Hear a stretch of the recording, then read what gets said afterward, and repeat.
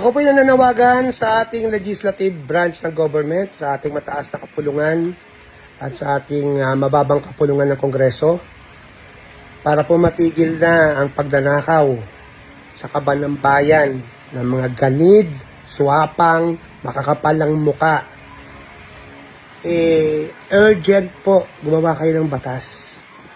Kung sino man pong nagtatrabaho sa gobyerno ang magnakaw ng piso hanggang trillion pesos, bitay ang hatol. Kamatayan. Firing squad, lethal injection, silya elektrika. Gawin nyo po yan. Sana po gawin nyo. Kasi yung death penalty, ayaw nyo eh. Dahil kasama doon ang plunder eh. Ngayon, gawin nyo po ngayon yan. Para pong awa nyo na po. Para po matigil na po ito. Matagal nyo na pong ginagawa ito eh.